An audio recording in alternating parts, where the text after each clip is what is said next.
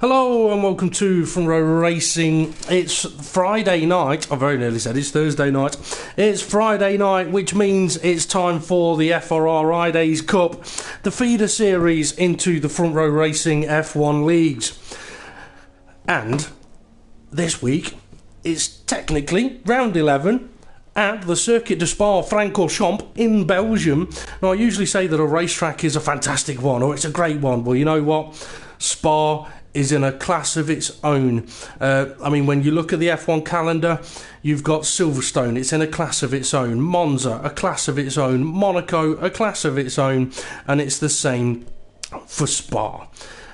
Now, I do know a lot of people don't particularly like this track. They tend to find it a little bit boring, and the tyres are absolutely destroyed in very few laps. But you have to remember that it is a very, very long lap around this particular track.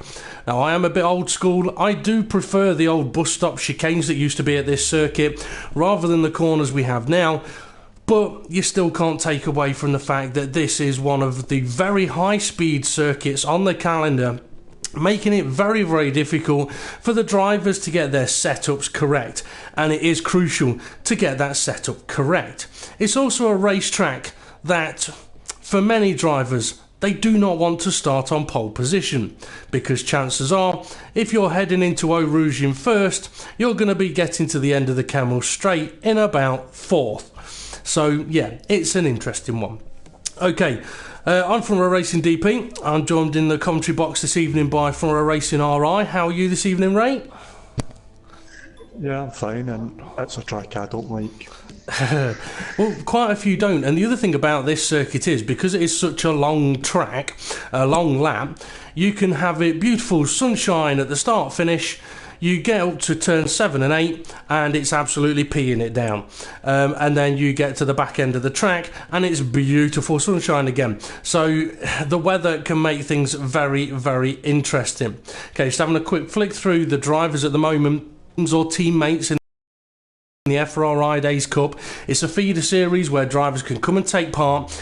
Race clean, race fair. You can get onto the reserve driver list for the F1 World Championship and the F1 World Series in Front Row Racing. They're the assists off, that's the World Championship, and the assists allowed league, the World Series. So for these drivers, come and take part, see how you get on, race well, and you'll get on the reserve driver list. And then if a league driver can't make a race, they can call up a reserve, which the drivers have found to be a very, very handy tool to allow their teams to score points, because the way that the cars are selected by the teams is in constructors order. Okay, quick look at which drivers we've got at the moment. Drew 871105, he's in a Sauber. We've got Tyler R2003 in a Lotus, and he's just messaged me actually saying that he's on a wheel. So I think he's another guy, and it's happening a lot at the moment in Front Row Racing, another guy that's gone, you know what, I'm going to get myself a wheel, and realising just how bloody difficult it is. In Scuderia Toro Rosso, we've got Millstar 12, and we are hoping that one of his friends is going to be joining us as well. He's had a few invites, but we'll see if they come in. Not tonight. Okay, so there's the bit of info on that one. In Sahara Force India, Tyler's just jumped teams. In Sahara Force India, we've got RDB and Tyler. In McLaren, we've got Lefty Hardtail. In Ferrari, we've got Stringy B and RMS Maranello. And if F1 Roadrunner is online, he may be a little bit frustrated that he can't get into the Ferrari. Azamor is in the Williams, John Rhinos is in the Red Bull, Mr. Hamilton 44 and it's Hammer Time 44 in the Mercedes. I tell you what, Ray, if you've got F1 Roadrunner on your friends list, can you just send him an invite in case I have forgotten to do so? Because if I have, I do apologise, but it will mean that you're not going to get your Ferrari tonight. Okay. This is where Ray tells me I haven't got him on my friends list. Okay, I'll go and send him an invite. See if he is on my friends list. It says he's in the in a lobby. I will send him an invite though. He's not in our lobby at the moment, but we'll see if he does join us. He may be a little frustrated if he does get in though. Because like I say, he does like to use the Ferrari, and the Ferrari has gone. Okay, Ray, I'm going to stitch you up a little bit here. Steve started a new sort of thing on the FRR broadcast on Wednesday with a question of the day. I continued that on Thursday in the World Series, and I reckon it's your turn to come up with a question. It can be absolutely anything, F1 related or not F1 related, as long as it's not a filthy one. Okay, I'll have a wee thing. Yeah. I'll come back to you at some point and we'll see what you can come up with.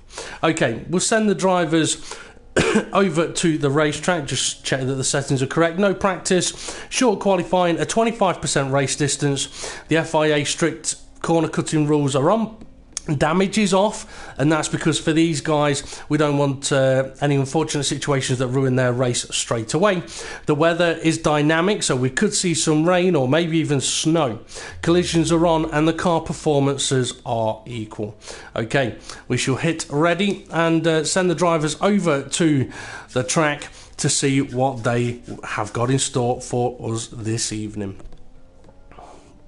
Now, for any of the viewers that are watching, if you have any questions for myself or Ray at any point through the live stream, feel free to send them in. I'm not sure if Ray's going to be keeping up with them, but feel free to send them in. I'm sure there'll be someone on there.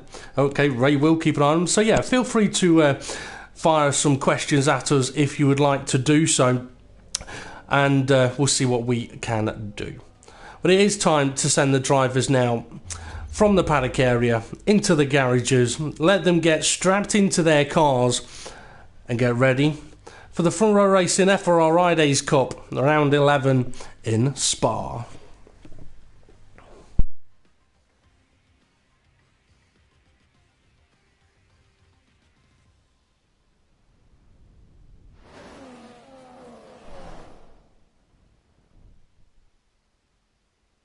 Welcome to qualifying here in Belgium, where the cars will shortly be going out on track and trying to set the fastest lap time on the wonderful Spa circuit.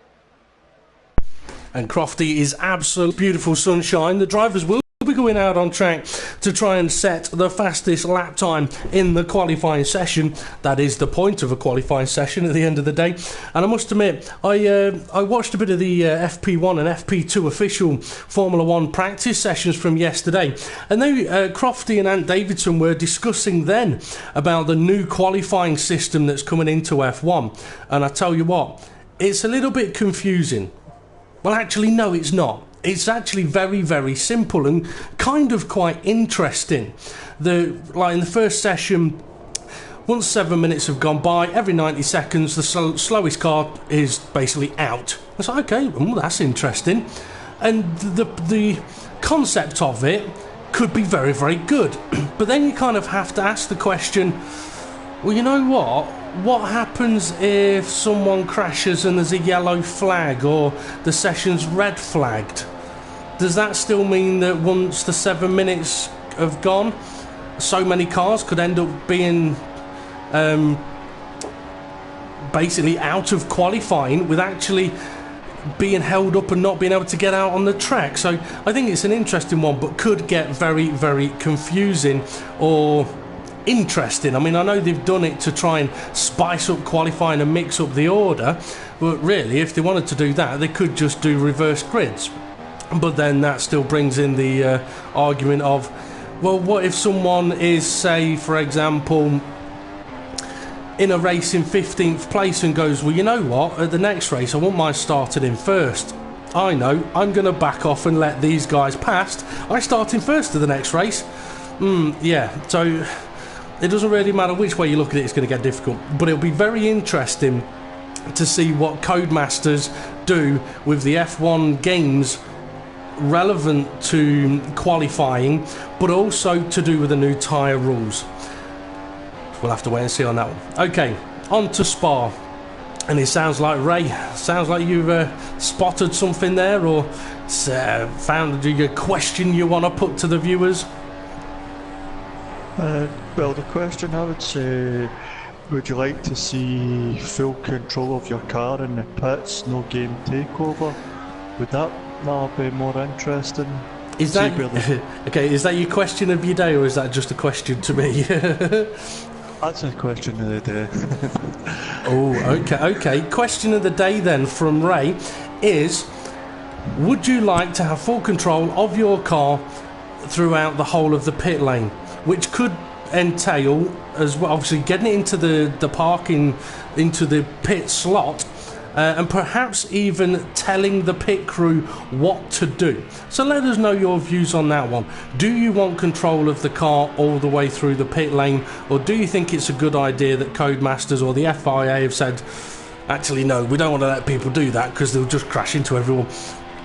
But anyway, okay, we'll leave that to the viewers for a little while, and we'll focus on what we've got on track at the moment. We've got John Rhinos on an outlap on a set of prime tyres, and thinking about lap times for around this particular track, I think we could be seeing anything sort of low 46s, possibly into the 45s, but I think we're going to be seeing high 45s, mainly 46s and 47s and beyond.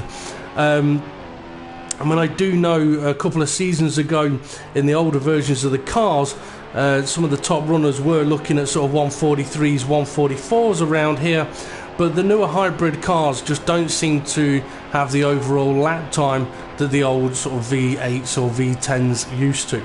But John Rhinos now heading up the Kemmel Straight, high speed section. DRS will be wide open, but he is on the prime tyre, so it won't be the ultimate lap. Interestingly, not using all of the road on the approach to the corner, and that could be from having racing line on. It is only a guide, and if you watch some of the top drivers, Kev187, myself, even the likes of Hindle and Hybrid Nuke, you'll notice that whether they've got racing line on or not, I mean in the World Championship we don't, but we use all of the road. So on entry to a corner, the car will be as close to the edge of the track as we can physically pretty much put it, and it's to open up the corner and allow more speed through it. But anyway, a sector 1 time for 31.0 for John Rhinos. Ray, have you spotted anyone that's on a set of options and could let us know what their sector times are at the moment? Yeah, I'll just go and have a look. Okay, sector 2 time of a 51.5, which isn't surprising around here. Sector 2 is a very, very long sector, and it's where you can lose or gain the most amount of time around this track. Yes, you want the high speed, but if your car can't handle that middle sector, you're going to lose more time than you will ever gain by being able to reach a higher speed. Currently 4th place for John Rhinos then. Have a quick look at the timing screen. Mr. Hamilton 44, he's on a flying lap at the moment on the prime tyres. He's done a 30.8 sector 1 and a 48.7 sector 2, so he's had a smoother, faster sector 2 than John at the moment. Coming into sector 3, and most of this is all about high speed. Yeah, Drew's done a sector 1 of 30.6 and a second sector of 50.4 on the option. Okay, so Drew perhaps struggling in that middle sector. Mr. Hamilton 44 heading into the pits. Lefty hardtail coming around the final corner, also on the prime tyre I think, unless the white mark tyre is the option tyre, but he's done a 30 point, it's prime, he's done a 30.3 sector 1, a 48.9 sector 2 and a 28.6 sector 3. That puts him in second place at the moment. It's Hammer Time. He's on an outlap, and some very interesting information about It's Hammer Time. He's gone and got himself a wheel, and he has been messaging myself and Kev187 and Front Row Racing GP and probably about 6 other people asking for tips and advice, and he's probably hearing a lot of the same answers, especially when he said, yeah, it's locking up a lot. And that, I will admit, is one of the things, that is consistently being said to me from drivers that are going from a pad to a wheel. They are saying, like, they'll be asking for a little bit of advice, but they'll be saying, how do I stop it from locking up? Because I'm not used to this. It's like, yeah, it is a little bit different. So yeah, we'll see how It's Hammer Time gets on. He's only had the wheel for a couple of days, I believe. And he hasn't got himself a wheel stand yet. He's waiting for that to be delivered, so not in the most comfortable of seating positions. But the Spa circuit, we'll see how he gets on, braking hard into turn 1, nicely into the apex. A bit cautious on the exit, but he'll get used to that. Excuse me, absolutely flat out now towards Eau Rouge, and you've got to be brave here. And he is absolutely flat out. So on the prime tyres, we've seen already a 30.2 and a 30.3 sector 1. So we'll see what it is as he gets to the end of the Kemmel Straight. Hard on the brakes. Sector 1 time, it's a 31.1. So perhaps down a little bit there, unless it was the 32s that I was talking about earlier. I can't remember. Now into sector 2. This is where it's going to get a little more tricky. Tyler's went up to third with a 30.5, a 48.7, a 29.0. So Tyler, another driver who's also gone onto the wheel. So he's currently faster in sector 1 at the moment. Now into Pouon for its hammer time, and he's understeering wide. That's a corner that takes a bit of getting used to on a wheel. It takes a bit of getting used to on a pad, because it's a corner that you can take it very, very quickly, but you have to know how. But I'm continuing on with hammer time here, because he has shown in FRR-idays sessions of late, even doing reserve drives, he's a quick and confident driver. But this is just kind of showing just kind of how difficult it can be. And he's done a middle sector of a 51.9. Now into the final sector. Going to be hard on the brakes again for the final chicane, the bus stop chicane, but not as we used to know it. Although for a lot of these drivers at the moment, they'll have not known it any other way. They probably wouldn't even know that turn 1 was a very, very different corner as well. And just to explain it, for turn 1 you used to go a little bit further up the hill, and actually the track went all the way over to the wall on the left hand side there, and it gave you a much faster run down the hill here. Okay, Azamor, he's gone and popped himself into second place at the moment on a set of option tyres, but he's now on an in-lap by the looks of things.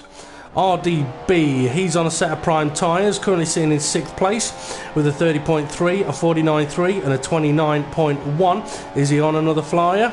No, he's not. He's on an in-lap by the looks of things. RMS Maranello. Yep. He's just started the flyer. He has, so we shall follow him. On the option tyres, I would expect to see him somewhere up the top end of the order. So into Eau Rouge he goes then, flat out for him. And towards the end of the straight, we should be looking at hitting about 219, 220 miles an hour. And then the first tricky section... 208. 208? Oh, maybe I've got my speeds off a little bit then. But these 3 corners that start sector 2 can basically set up the whole of the sector for you. This corner, I hate it. I hate this corner. Used to have a gravel trap on the exit, which I also used to hate, but yeah, I hate the corner. Corner with no name, Mercedes getting out of the way, and it's a 30.0 sector 1 for RMS Maranello. Nicely through Pouon, could perhaps take a little bit more track towards the apex of the first part. Now into Campus. Tricky corners, got to carry the speed through one into the other. He's done a lift through the second, whereas really you want to do that lift through the first and then power through the second. Now Blanchimont, I think it is. No, that might be a Monaco. I can't remember. I know I should have got my track map up. He could be going first place here if he keeps it up. He could be a 47.6 sector 2.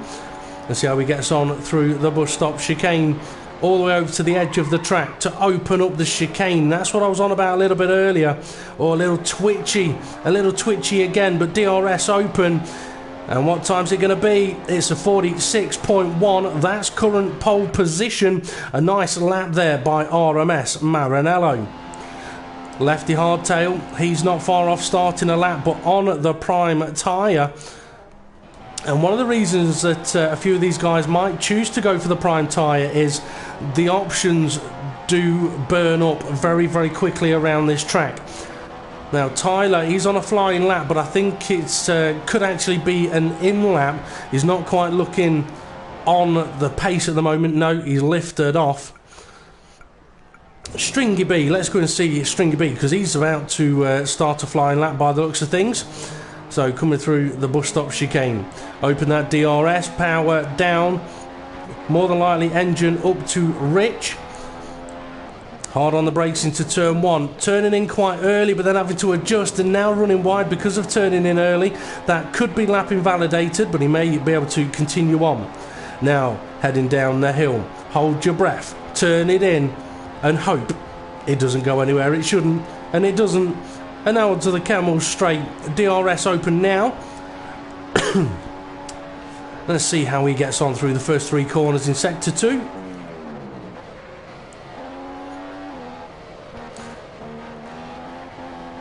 Very, very tight. Yeah, very tight.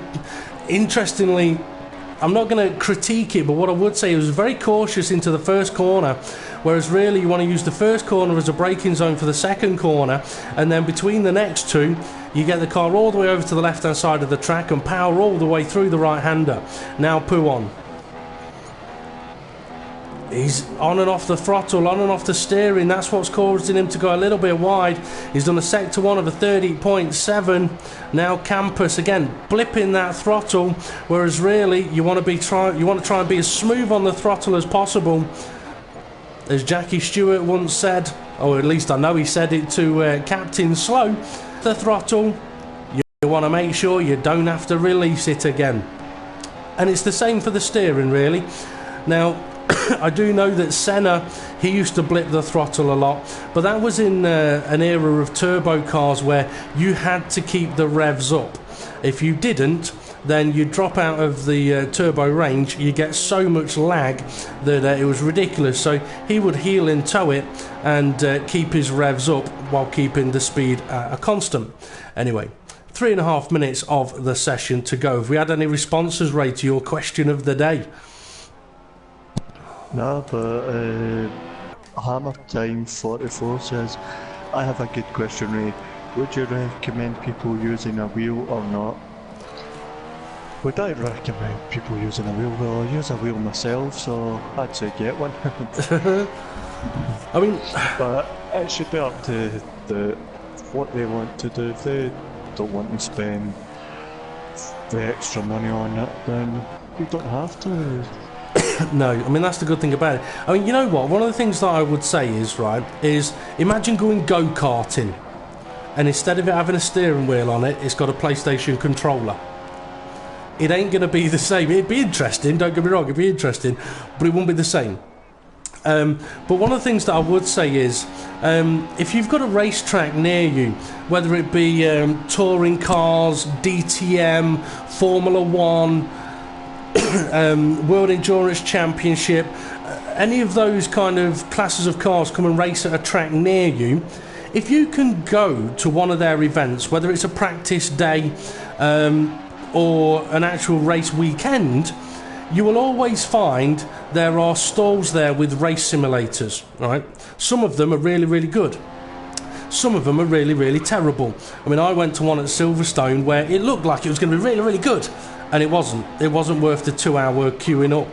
But then at Donington Park, I went on one there. There was no queue, and okay, it was a £5 to have a go, but I went on it about 4 times. Because once you'd got on it, it was like, oh, that's brilliant, I want to have another go.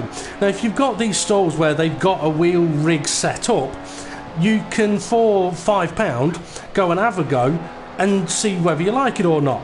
Now, it might not be on F1, it could be on iRacing, it could be on R Factor 2, but it'll give you a little bit of an idea. Or if you've got a friend that's got a wheel, go round his, buy him a couple of beers, go round his, have a go, see what you think. But one of the things I do know is, for majority of people, when they get a wheel, they go, oh my god, this is ridiculously difficult. But you know what, it's fun. And that's one of the key parts about it. It's very, very different, it's much more immersive, and it can be a lot more fun, even though it can be a lot more difficult. So MD in Scotland, a 4-pack round to mine in the socket. Yeah. Yeah, that, you know what, Ray, now you've said that, you'll get a lot of requests. Where'd you live? Where'd you live? Where'd you live, Ray? Okay, John Rhinos, he's still out on track with 40 seconds to go. He's on a flying lap at the moment, on option tyres. He's done a 30.8 Sector 1. It's not bad. I tell you what, he's taking this corner quite nicely, patiently through the first part, hugging the apex, corner with no name, get it turned in. Can go through there a lot quicker, but you know what, that's not too bad. Will we get to see his Sector 2 time? Possibly. Pouon, confidence. He has got the confidence through there. Quite nicely through Pouon. This is looking good for him, John. Currently sat in 9th place. Campus. There's the lift-off I was on about a driver had to do earlier. John's had to do the same. Sector 2 time is going to be coming up now. 49.1. That's not too bad from John, you know. I reckon he could improve his current position at the moment. All depends on what happens through the final second. And by the way, Blanchimont is the corner he's coming up to now, so I was wrong with the corner name earlier. I mean, what will be interesting for quite a few of the FRR-idays drivers is when it comes to the World Championship and the World Series races, take a look at the drivers' footage. John does only stay in 9th place. Yeah, take a look at the footage of their qualifying laps or their laps through the race and have a look at where they are on throttle or off throttle. Because over the years, I've had a lot of people say to me, it's like, Dave, how are you and Dave so much quicker? I've got same setup, I'm on a wheel, but you're a second quicker. A lot of it is down to we're on throttle when you're off throttle. Or, well, that's one of the main things, right? We're on throttle when you're off throttle. But then you've got to factor in all the other things as well. How much of the track we use, how fast we go through a corner, how much steering angle we use, what engine mode we use, what braking positioning we use. So there's a lot of different factors that go into it. But one of the most apparent things I tend to see a lot is that drivers are off throttle when we're on throttle. But anyway, it's hammer time. He's about to finish the session. Is he going to be starting in 11th place or is he going to move up a little bit? It's going to be 11th place on prime tyres. So, for him, probably an interesting session.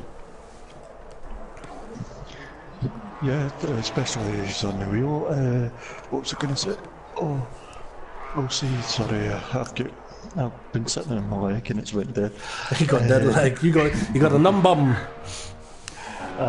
It'll be interesting to see who started primes and who started options. It will be, because I mean this is one of those tracks where we can see now lefty hardtail, RDB and it's hammer time all on the prime tyre. Everybody else on the options.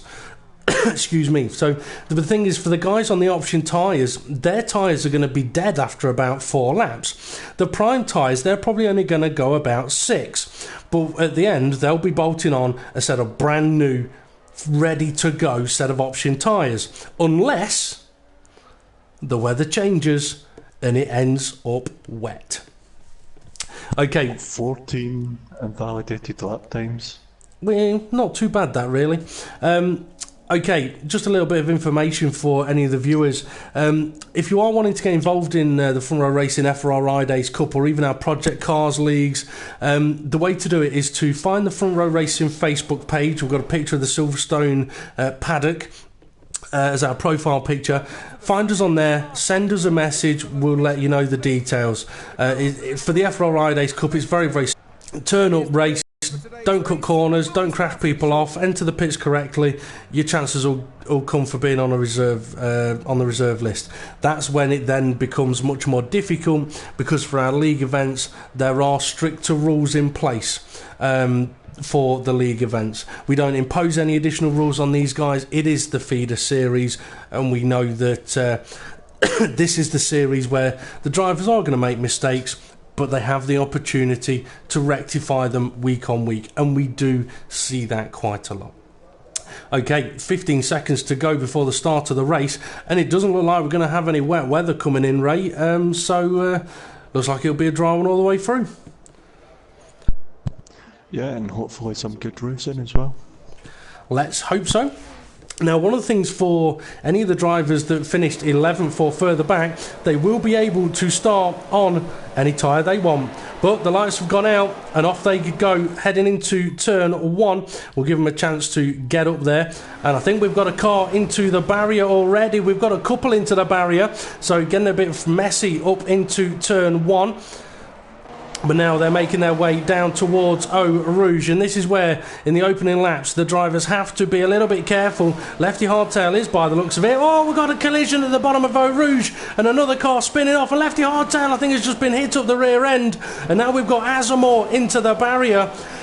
Now, it could be slipstream effect catching a few of these guys out, but this is where the drivers have to be careful. If you're crashing people off in the first laps of the race. It's hammer time, he's off, he's into the barrier. Yeah, if you're crashing people off, chances of getting onto the reserve driver list reduce massively. Now, yeah, I think Lefty Hardtail was slow at the bottom of the La Rouge or whatever it's called, sorry, and it caught a few people out because he was so slow. Quite possibly. John 94 Rhinos, he's up in 6th place, but he's got RDB in 7th right behind him, and RMS Maranello, who I believe was up there near the front end of the grid, Mr. Hamilton 44 was as well. They're now out of position, I think, although Mr. Hamilton 44 might not be. No, excuse me, he is still leading, but he's got Millstar over the back of him as they come through Blanchimont. Drew, he's up to 3rd place, but I tell you what, he's got 2 Ferraris all over his rear end that are looking to try and overtake each other and him. One of them's gone straight on towards where the old track used to be and finding out that you can't get through there anymore. So now there's only one Ferrari chasing that Sauber. Now, Mr. Hamilton 44 gone through turn 1, and this is where Millstar is now going to get an absolutely epic amount of slipstream. DRS won't be available yet, but you do have to be careful going through Eau Rouge that with the dirty air, it can affect the amount of grip you have, and you can quite easily end up off the track. But it looks like Mr. Hamilton 44 has got very good straight line speed, so for Millstar, he's going to have to wait until the next lap at least, as Drew trying to fend off RMS Maranello, but Maranello's got a better exit out of the corner. He can now go for a switchback up the inside. Beautifully done there by Maranello. Not a lot that Drew could do about that one. RDB, he's all on his own now in 6th place as he pulls away from John Rhinos, and Tyler R2003 on option tyres now trying to hunt John down. But then got Lefty Hardtail, and it's hammer time down in 10th place. He's still running the prime tyre. Okay, have you spotted anything, Ray? Anything worth keeping an eye on? Yep, it's starting to spread out. Well, this is a track that can have that happen to it. Millstar has dropped off the back of Mr. Hamilton 44, so I don't know whether he's had a little bit of a moment somewhere. But yeah, I mean, it's one of the things, I mean, we see it on Project Cars, we see it on F1. The longer the racetrack, the easier it is to end up with a very, very spread out field. So, gives us a good chance though. Oh, as we got John Rhinos trying to be attacked by Tyler. I was going to say it gives us a good chance, Ray, though, if the drivers are pretty much spread out, for you to go and have a sneaky look at them and make sure that they are keeping it nicely within the white lines, as Tyler still trying to make his way past the Red Bull of John Rhinos, and we've got a car in the pits. It's a Ferrari. That could be Stringy B. Yeah, so it won't have been for damage, but it could have been for tyres, because as I mentioned, this track does destroy tyres, and if you do 2 or 3 laps in qualifying, you will get many. Oh, what a move by Tyler as John Rhino struggles. Here comes Lefty Hardtail. He's hit the back of Tyler, and he's now off into the barrier. The difference in speed totally catching him out there. And something that does take a bit of awareness from the drivers. You see 2 cars battling it out ahead of you. You've got to be prepared to go, okay, at any moment, one of these could end up being off track or slow right in front of me. And unfortunately for Lefty Hardtail, he caught him up so quickly, hit the back of Tyler. Tyler probably knew absolutely nothing about it. If we have a look here, though, at Azamor, I doubt he did many laps in qualifying on these option tyres. 3 laps into the race, and the tyres are already looking fairly awful. Rear tyres, yeah, maybe a few blisters, and look at that front left tyre. The front left does take a pounding around here, but then again, so does the front right. That's still the front left, but yeah, the front right also takes a pounding. Pouon destroys that right hand tyre. Stringy B has pitted and is not far behind Azamort at the moment. You can see him just there. But if Azamort's pitted and Stringy B's pitted and put the prime tyre on, They may get to the end, but I'm not so sure. But Stringy B is catching very, very quick, showing just how slow the option tyres can be when they've got some wear on them. Side by side, then through the final corner, and Azamor, deciding it's time to get rid of those tyres. Now, Mr. Hamilton 44, he's continuing on, and I reckon he'll probably go on for maybe one more lap. Tyler's in the pits as well, he's getting primes on as well. Okay, so Tyler into the pits, but Millstar, he's now coming under a little bit of pressure from RMS Maranello, who seems to have found himself a little bit of pace in these last couple of laps. It looked like Millstar was going to be challenging Mr. Hamilton 44 for the lead, but Mr. Hamilton 44 is already up into P1. Front right tyre, as I mentioned, takes an absolute battering around this corner, and Millstar's front right's not actually looking too bad, but I do think we will see him pitting fairly soon. Compare that to Maranello's front right tyre, that's actually looking a lot more worn. A few more blisters on there by the looks of things. Millstar going defensive, but that could cost him the position, and if both of these guys are going to be trying to go for the pit lane, no, Millstar's off, he's into the barrier. And he'll be glad that damage is off, because if damage wasn't off, that would have been race over. Sometimes you have to think, you know what, I'm not going to bother going defensive because it's just going to slow me down. That's now put RMS Maranello up into second place. Is he going to go for the pit lane? I reckon he is. He is. And Millstar, he follows him in. Not surprised by that. Drew, not that far behind him, and he's continued on for another lap. So has Mr. Hamilton 44. Azamor, he's come back out in 11th place. He's made a pit stop, now onto the prime tyre. Tyler, as Ray mentioned, also on the prime tyre, and it's hammer time. He hasn't pitted yet. I reckon he will be doing fairly soon, but he's got to go long enough for the option tyres to be able to get to the end. Oh, we've got a Red Bull, I think it is, into the pits. John Rhinos, he's into the pits. Okay, so for him, it's sort of four laps and a couple in qualifying, and the tyres are knackered. Get rid of them, put on what look like worn primes, but they're not, they are brand new. So for the likes of Hamilton, not Mr. Hamilton 44, it's hammer time.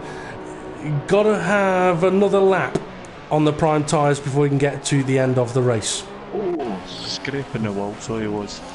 Did you hear that? Now I do know on the hammer time, and Tyler down the straight down to the bottom at the end of the Camel Straight. Yep. No, before that, Mr. Hamilton, sorry, it's hammer time, was scraping along the wall. You could hear the tyres scraping. Well, I mean, I tell you what, I was having a discussion with my brother yesterday, and we were talking about F1 and how people beg and beg and beg for realism from Codemasters on F1. And I can kind of understand it, right? But I've been racing, or have recently started racing, in another series for Origin Front Row Racing in the Formula Sim Racing League. And the cars on there are very, very, very realistic. You tap a barrier, damage your suspension. You go backwards into a barrier, your rear wing's gone. Now, the realism is very, very good. But I do know, and this is something that me and my brother discussed last night, was that with Codemasters, they want people to play their game. So they dull some of the realism. So that, yeah, you can have a bit of a clip of a barrier, but it's not going to ruin your race. Go on.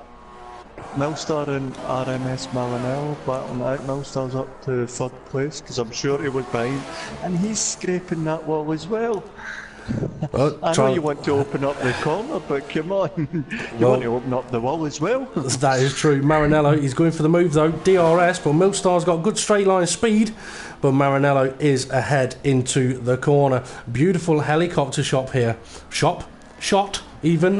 We don't sell helicopters here, but we do ride on board with them as they follow F1 cars. Here's a question, right? Here's something actually. Now that the F1's official has restarted, we've got a helicopter camera shot here, and they're beautiful. But look, oh, it's just cut off. The helicopter goes over the racetrack, right? It goes over the racetrack. So, Drew's about to come under attack from Maranello. around the outside. Oh, a little bit of contact. And Drew's still going round, you know, on absolutely knackered option tyres. Millstar's going to try and squeeze past now as well. I think he may have been able to do it. Oh, and Drew's been spun. Drew's gone. I don't know if that was a little bit of contact with Millstar, but I think it may have been. Okay, yeah, right. I'm putting this out there to the viewers, right? To the viewers now. If you're watching this, you probably watch Real F1 as well. And you hear about how much they go on about dirty air, aerodynamics, blah, blah, blah. Big wings, small wings, skinny wings, fat wings, the works. It's all about aerodynamics. It gives the extra grip. Well, next time you're watching F1 and they've got the helicopter camera shots, just have a look at how many times the helicopter crosses over the racetrack. And then bear this in mind, right? Because this is something I've had a theory on for about 4 or 5 years. Bear this in mind. If a helicopter flies over a racetrack, it gives a downdraft of air. So that downdraft of air at some point hits the racetrack because it's gone over it. Now, if a Formula 1 car happens to go through that downdraft, all of a sudden it's getting pushed down onto the track. It could effectively give it more downforce, more grip, or if you're on a long straight, less speed. But here comes the conspiracy theory. You go back to the days when Red Bull were winning a lot of championships, right? And have a look at how often a helicopter... Oh, Millstar's losing it! Millstar's losing it! He needs a helicopter above him. Yeah, you have a look at how often Sebastian Vettel was putting in a qualifying lap time and the helicopter was basically going around the racetrack. Or the helicopter was following a car ahead of Vettel, right, around the racetrack, but the car behind the car they're watching would get the benefit of potentially of additional downforce. A conspiracy theory, yes, and ridiculous you might think, yes. But now I've mentioned it, when you're watching F1, just keep an eye out for how many times the helicopter crosses the racetrack. Because none of the commentary teams mention it, and even when I've tweeted Crofty about it, they've not discussed it. But I think it's an interesting one. What do you think, Ray? Yeah, I could see part of that. But, take a lot to... depends how high up they are. Because remember their cameras have got zoom. And RDB and Stringy B coming together, Stringy B's into the pits. Yeah, I was on board with them as they were having a little bit of battle, but like you say, Stringer B has come into the pits. I did think he may have to go for a second stop, the prime tyres not lasting the duration. Drew and Azamor, they're now very, very close on track. I mean, I do appreciate that the helicopter could be quite high, and they have got a long zoom on them. But at the same time, you look at how much air force is used to keep that helicopter up. The downdraft is a very, very powerful thing. And you could go, yeah, well, if they're quite high up, it's not going to have that much effect, really, is it? Well, if it has 1% of an effect, it's an effect. And, for example, you think of how many times, and because the conspiracy theory grows, right? You look at how many times commentary teams or drivers go on about it was very windy out there today, or the wind direction has changed, so heading into this corner I can now brake later because it's a headwind. Or at Spa, for example, if the wind is going down the Kemmel Straight in your favour, like towards the direction of the racetrack, you'll go faster. If it's against you, you'll go slower. So minor changes of direction of wind can have an effect aerodynamically on the car. So a downdraft from a helicopter could have a similar effect. There we go. Something for the viewers to think about. Okay, Ray, back to your question of the day. Can you actually remember what it was? No. Yeah. My question of the day. Yeah, what was your question of the day? We'll repeat that for the viewers. Would you like to see full control of your car in the pits, no game overtake, nothing's like putting the pit limiter on at the line and try to get down to speed, pit limiter on and then into your box and then out your box, pit limiter off, and away you go? Yeah.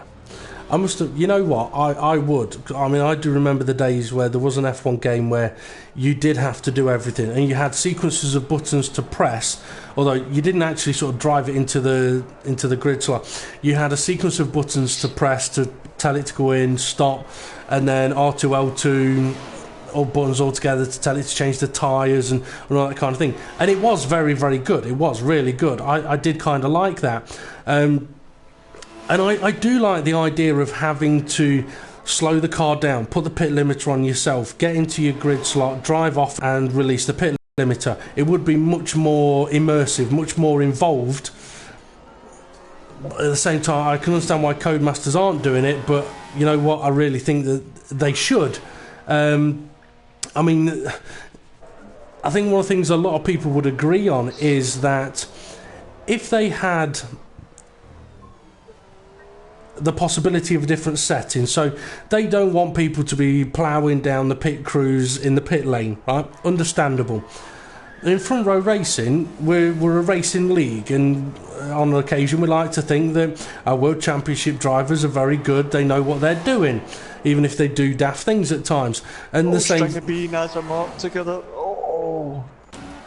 And Azamor, he's now into the barrier. And I think Stringy B was thinking about slowing down and letting him through because Lefty Hardtail's just come past him. Yeah, I think he has just hit Lefty Hardtail there and put him into the barrier. Just as I was saying that the World Championship and World Series drivers.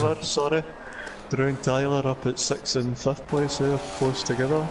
As they come at turn 1. Yeah, I think Stringy B may have just gone straight on at the bus stop chicane, and yet retirement coming his way.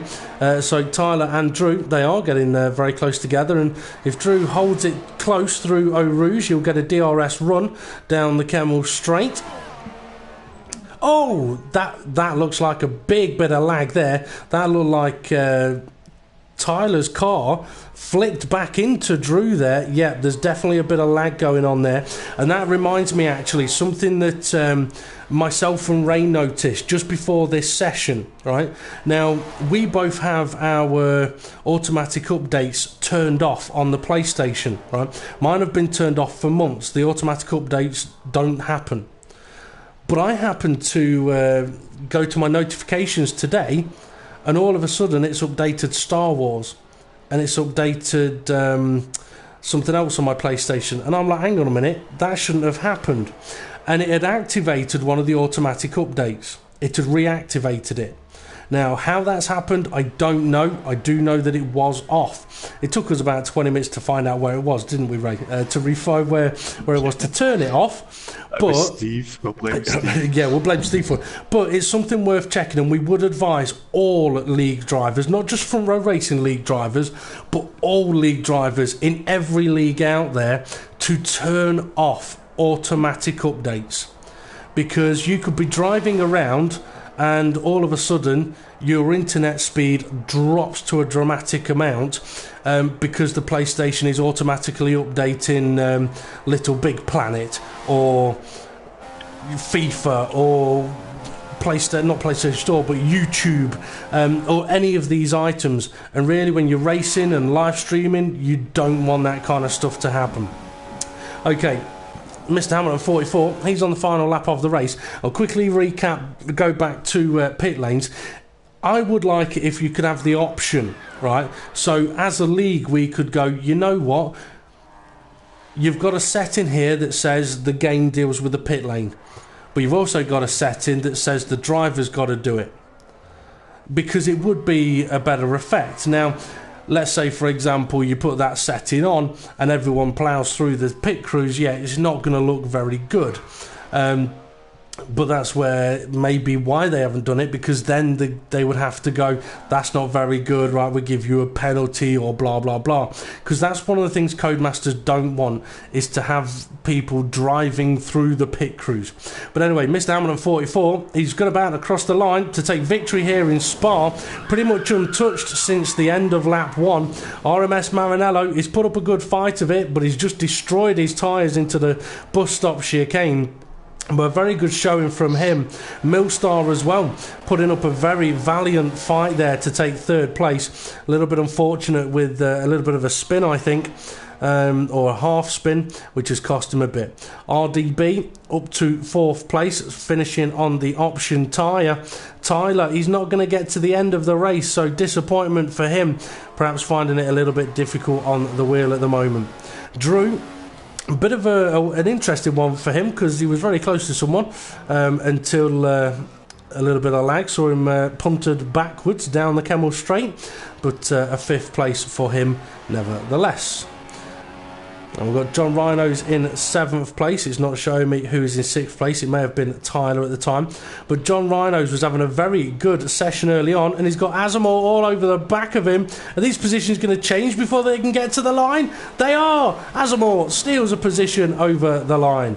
It's hammer time, finishing on the option tyres.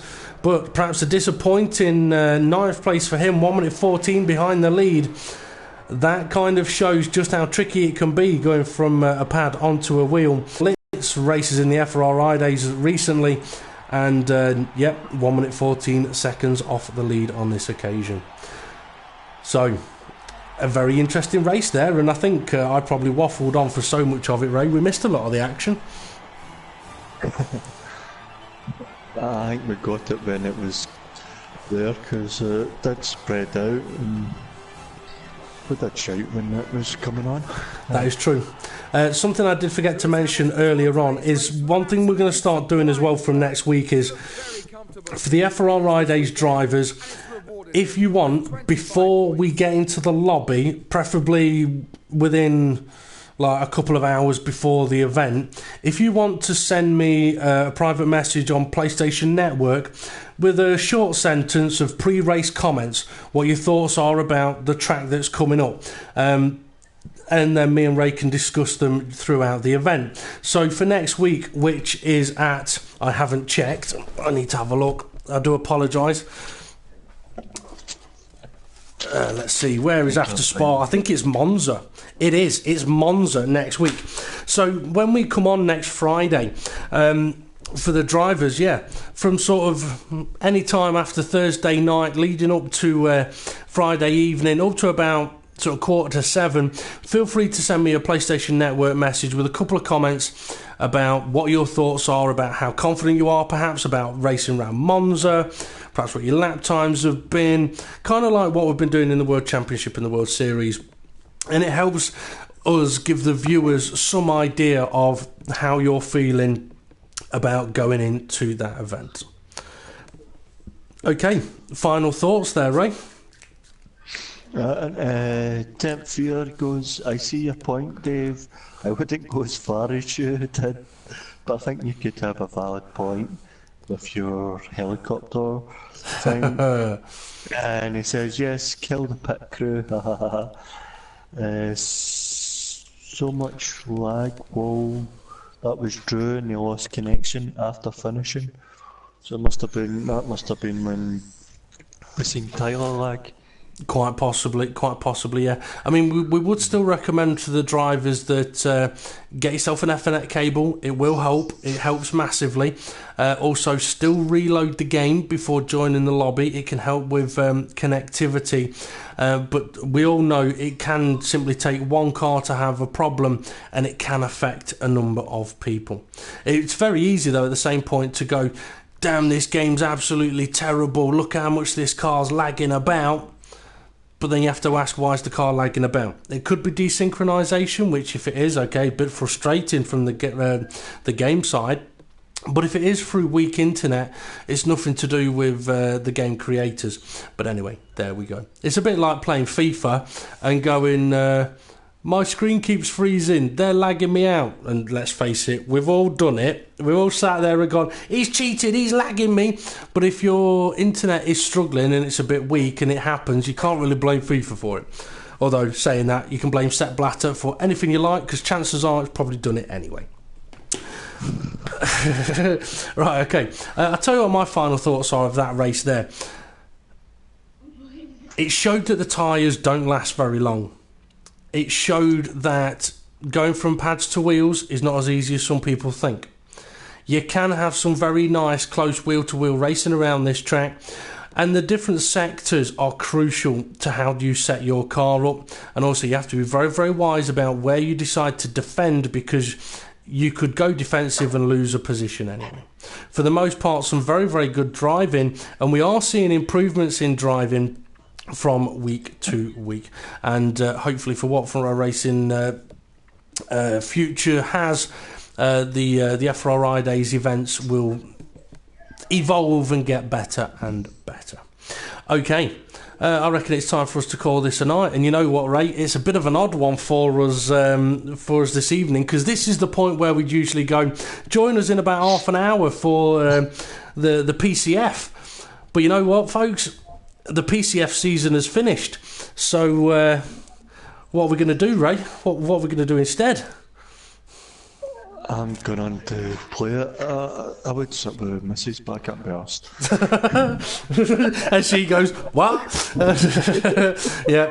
What's happening for Ray this evening is he's now in a lot of trouble.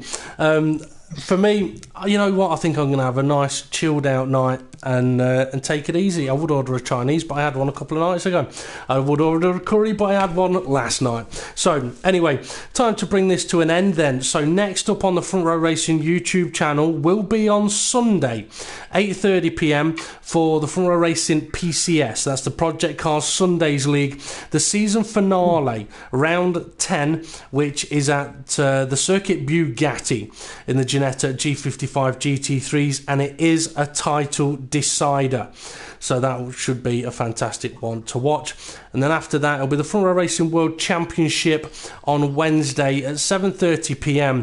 for round 11 at Spa. Now, I heard you go, "Oh, Ray," a moment ago, so that means the missus has either smacked you around the head or you've spotted something worthy of commenting on.